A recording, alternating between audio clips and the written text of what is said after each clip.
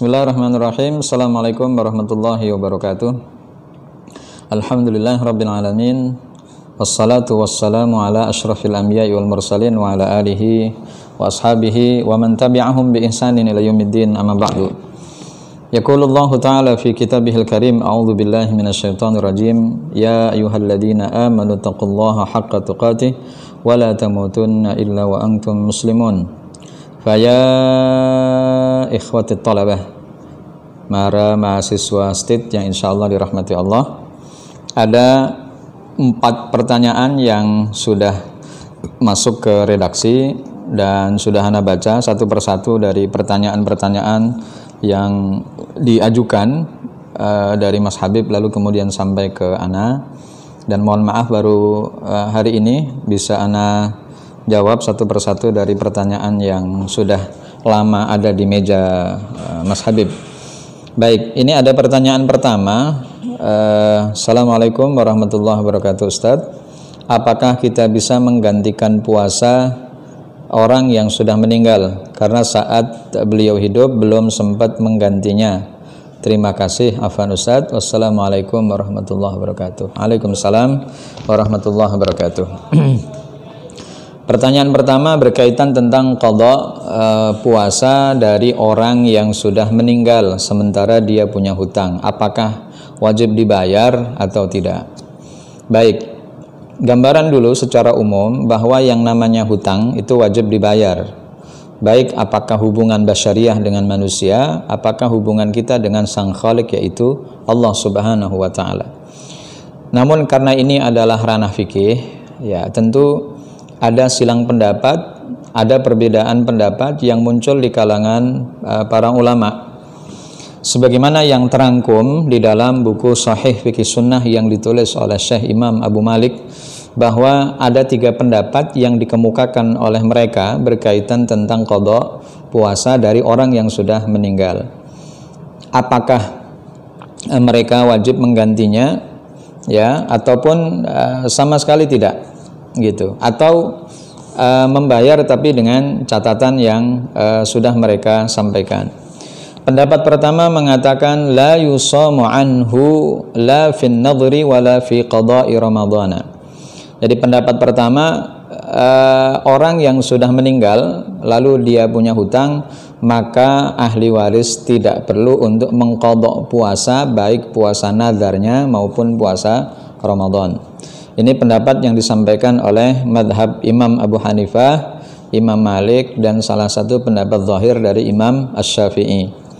Kemudian pendapat yang kedua mengatakan secara mutlak, artinya berbeda pendapat atau sangat berbeda dengan pendapat yang pertama tadi, bahwa orang yang meninggal lalu mereka punya hutang dan belum sempat dibayar sampai pada akhirnya meninggal, maka ahli warisnya wajib untuk menggantinya.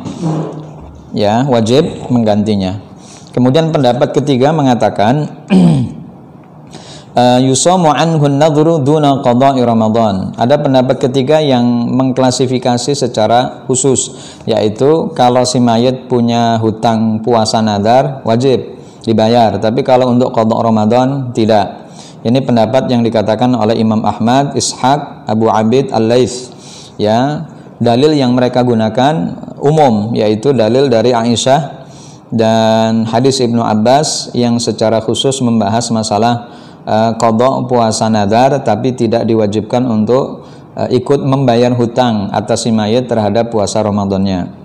Baik, kalau kemudian kita memperhatikan dan mencermati dari 3 pendapat yang ada, maka Ana pribadi lebih condong kepada pendapat yang kedua yang mengatakan bahwa si mayit yang memiliki hutang lalu ahli warisnya itu wajib untuk membayarkan hutang. Artinya wajib puasa. Andai kata bapak kita meninggal lalu belum sempat qada puasanya, terus beliau meninggal, ya tinggal dihitung berapa puasa yang ditinggalkannya.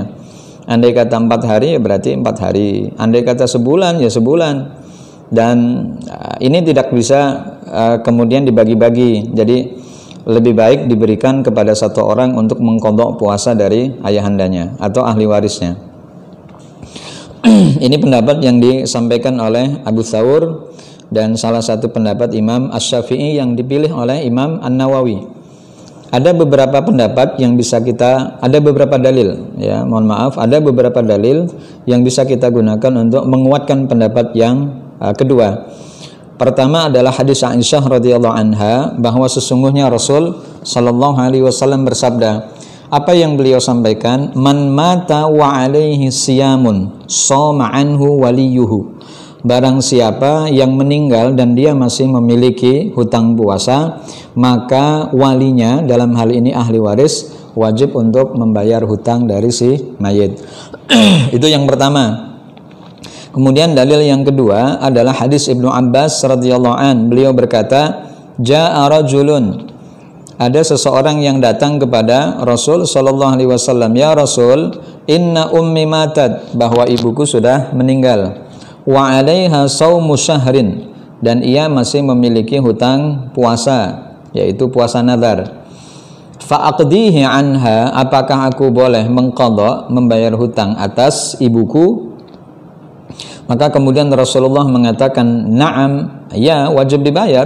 Kenapa? Fadainullahi ahaqqu ayyuqda, karena hutang kepada Allah itu lebih berhak untuk ditunaikan. Ini dalil kedua yang kita gunakan untuk kita ambil, ya, dari pendapat yang ada, di mana pendapat yang kedua ini adalah ahli waris yang kedapatan si mayit masih memiliki hutang puasa, maka wajib dibayar. Puasa aja loh, ya, tidak ada kaitannya dengan sholat.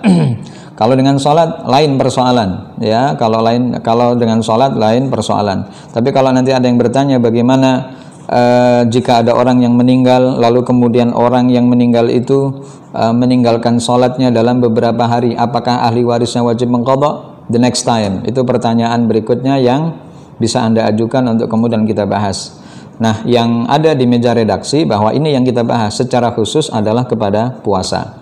Jadi jawabannya clear bahwa jika ada mayit yang masih memiliki hutang puasanya, apalagi itu puasa Ramadan atau puasa nazar, maka si mayit si ahli waris wajib untuk membayar hutangnya. Ini pendapat yang dikemukakan oleh Imam Asy-Syafi'i yang diamini oleh Imam An-Nawawi rahimahullah. Kemudian pendapat yang ketiga, dalil yang ketiga adalah hadis dari Buraidah ketika beliau berkata, bainama ana jalisun inda Rasulillah sallallahu alaihi wasallam. Ketika aku duduk bareng dengan Rasul, id atatuhum ra'atun faqalat, lalu datanglah seorang perempuan menghampiri beliau dan berkata, ya Rasulullah, ya Rasul, inni tasaddaqtu ala ummi bijariyatin. Sesungguhnya aku bersedekah, ya, dengan satu budak hamba sahaya atas nama ibuku. Wa innaha matat, dan kemudian ibuku sudah dalam kondisi meninggal. Faqala wajaba ajruk, maka engkau akan mendapatkan pahalamu. Wa raddaha 'alaikal mirath. Ya, qalat ya Rasulullah, innahu kana 'alaiha shaumu syahrin afa saumu anha? Qala sumi anha. Lalu kemudian beliau bertanya, ya Rasul, sesungguhnya ibuku masih punya hutang puasa. Apakah kemudian aku wajib berpuasa atasnya? Rasul mengatakan, sumi anha, berpuasalah engkau wahai perempuan atas nama ibumu. Nah, tiga dalil inilah yang kemudian menguatkan pendapat yang kedua yang mengatakan bahwa jika ada wali yang kemudian mendapati ayah atau ibunya masih punya hutang puasa, maka silahkan diperhatikan berapa hari yang ditinggalkan, baru kemudian wajib dibayar. Nah, ini yang kemudian bisa kita bahas dari poin yang pertama. Kemudian yang kedua, saya ingin bertanya bagaimana cara kita bisa melihat sifat dan karakter yang ada pada calon istri kita. Ada satu hadis yang disampaikan oleh Rasul Sallallahu Alaihi Wasallam secara umum, jadi bukan hanya melihat bagaimana dengan calon istri kita ataupun calon suami. Rasul Sallallahu Alaihi Wasallam mengatakan, lihatlah saudaramu, ya, lihatlah saudaramu, bagaimana dia bermuamalah dengannya, maka engkau akan tahu. Ya, jadi kalau kita ingin mengetahui bagaimana karakter orang yang akan kita jadikan sebagai partner dalam hidup, entah itu suami maupun istri, maka silahkan dilihat kepada siapa dia berteman, lalu kemudian dari situ kita bisa melihat dan bisa mengambil satu penilaian pertama. Ya, ketika dia bergaul dengan orang-orang soleh, maka asumsi pertama kita, insya Allah calon kita orang soleh.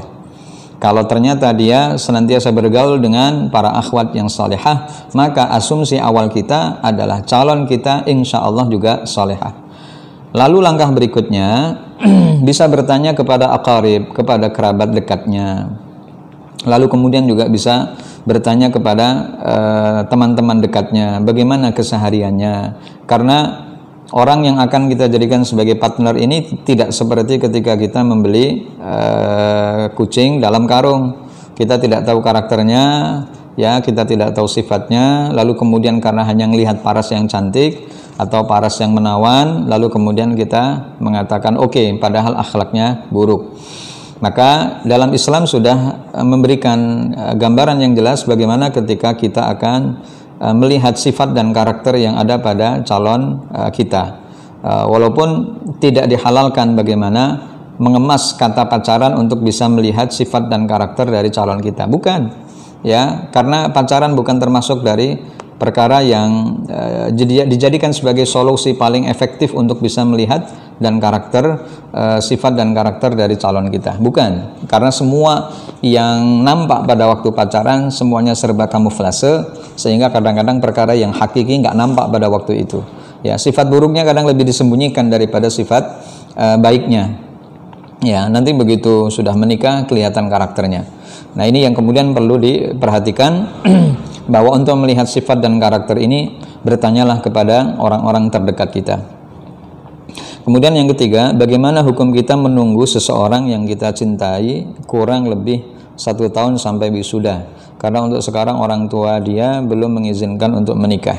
Kayaknya ini lebih fakta ya, lebih kepada kenyataan yang dialami oleh seorang ikhwan yang lagi baper, sudah kadung cinta kepada seorang akhwat yang ada di DF mungkin ya, yang ada di DF. Ternyata ada persyaratan yang diajukan oleh orang tuanya. Kamu boleh nikah dengan anak saya, tapi dengan catatan dia harus sudah selesai gitu. Nah, bagaimana kita menunggu? Kalau hanya sekedar menunggu nggak ada masalah, ya. Karena hanya seorang menunggu komitmen, bisa saja menunggu itu juga bagian dari ujian kesabaran antum, ya, untuk melihat sejauh mana kesungguhan untuk bisa menikahi seorang akhwat yang antum cintai. Tapi ingat, dalam masa menunggu 1 tahun ini akan ada banyak jebakan-jebakan setan yang sudah disiapkan olehnya. Kalau antum tidak melihat bahwa ini sebuah jebakan, maka antum akan terperangkap dalam perzinahan yang pada akhirnya justru akan menyesatkan. Jadi kalau memang lagi menunggu dan ternyata yang disampaikan oleh orang tuanya betul, yang penting diselesaikan dulu kuliahnya, kebetulan antum juga belum selesai kuliahnya di DF, ya selesaikan dulu. Ambil hikmah yang kemudian bisa antum ambil, bahwa ini adalah langkah positif supaya antum lebih konsentrasi dulu untuk menyelesaikan kuliah, setelah itu baru kemudian menikah. Dan apa yang disampaikan oleh orang tua si akhwat, ana pikir juga perkara yang baik. Selama hal ini masih bisa ditahan, selama hal ini masih bisa diprogram untuk 1 tahun, kemudian selesaikan dulu urusan satu-satu. Kalau kuliah sudah kelar, baru silahkan kalian nikah untuk dapat ijab sah. Kemudian yang ketiga, yang keempat, jika hendak memilih calon suami bukanlah yang paling baik, bukankah yang paling baik adalah yang paling baik agamanya? Namun jika kita nggak klik dengan fisiknya, bolehkah menolaknya? Syukran Ustadz. Sebuah pilihan memang untuk bisa kita ambil, apakah calon kita ini sesuai dengan kualifikasi yang kita tentukan ataupun tidak. Maka ketika Rasul Shallallahu Alaihi Wasallam mengatakan nikahilah perempuan itu karena 4 hal, ya, karena kecantikannya, lalu kemudian juga karena nasabnya, kemudian juga karena kekayaannya, lalu kemudian Rasulullah mengatakan yang terakhir karena agamanya. Ya, maka kemudian apa yang disampaikan oleh Rasul, fadfar bidatid din. Maka siapapun yang memprioritaskan pada pilihan yang keempat karena agamanya, maka insya Allah tangannya terbuka untuk mendapatkan banyak keberkahan dari Allah Subhanahu wa Ta'ala. Soal fisik memang relatif, dan itu adalah tampakan zahir yang kemudian bisa kita lihat, kita bisa tertarik atau tidak. Dan ini adalah sesuatu fitrah yang tidak kita pungkiri. Mungkin agamanya bagus, tapi secara fisik dia tidak bagus. Lalu itu yang membuat kita ragu untuk mengambil tawarannya atau justru menolaknya. Tentu dulu pernah ada di zaman Rasul. Siapa yang tidak kenal dengan Julaibib? Ya, seorang laki-laki pendek, ya, yang dekil mungkin ya, yang kemudian tidak banyak dihargai oleh orang karena kekurangan fisik yang dimiliki oleh Julaibib. Tapi ternyata namanya menggema di langit. Ya, karena kesolehannya, karena kebaikan yang ia sudah torehkan sampai Rasul Shallallahu Alaihi Wasallam memujinya, sampai para malaikat bertasbih untuk Allah atas dirinya. Dan ini adalah merupakan prestasi yang mungkin tidak diketahui oleh banyak orang, tapi ternyata ia begitu amat terkenal di penduduk langit. Siapa itu? Julaibib. Ya, secara fisik mungkin tidak banyak orang memperhitungkannya, secara fisik mungkin banyak orang yang meremehkannya, tapi karena agamanya yang bagus, ia menjadi orang yang sangat soleh dan menjadi orang yang sangat terkenal di penduduk langit. Nah, ini soal pilihan bagi seorang akhwat yang mungkin didatangi oleh seorang laki-laki yang ingin mempersuntingnya menjadi istri, tapi ternyata si perempuan melihat fisik dari calon suaminya mungkin kurang tinggi, atau mungkin juga terlalu kurus, atau mungkin terlalu hitam, dan seterusnya, kekurangan-kekurangan yang ada pada dirinya. Maka Anda sebagai seorang perempuan yang berkepribadian yang baik, dari 4 hal itu harus menjadi sebuah prioritas. Mana yang diprioritaskan? Kalau mungkin fisiknya nggak terlalu bagus gitu ya, tapi mungkin 3 hal lainnya bagus, nasabnya bagus, agamanya bagus, dan mohon maaf mungkin secara materi juga bagus. Nah, masa iya dari 3 perkara itu dikalahkan dengan 1 perkara gitu ya, secara fisik? Toh fisik adalah sifat kemudian yang bersifat sementara gitu ya, bersifat sementara. Orang yang cantik juga pada akhirnya akan tua, sebagaimana orang yang tidak cantik juga pada akhirnya sama-sama tua. Jadi orang yang selalu memperhatikan kepada kecantikan atau ketampanan fisik seseorang, maka tentu hal ini tidak akan abadi. Tapi begitu cinta ini dikemas atas nama Allah Subhanahu wa taala, maka fisik kadang dinomor 2-kan atau bahkan dinomor sekian-kan. Yang dia prioritaskan adalah agamanya. Syukur dia berasal dari nasab yang bagus, syukur ia berasal dari orang yang berada. Dan ini adalah perkara yang kemudian Allah sudah mungkin anugerahkan kepada antum semuanya. Mudah-mudahan Allah Subhanahu wa taala memberikan kelapangan pikiran, rezeki kepada kita sekalian, dan mudah-mudahan Allah Subhanahu wa taala senantiasa membimbing kita di jalan yang benar. Aqulu qouli hadza. Assalamualaikum warahmatullahi wabarakatuh.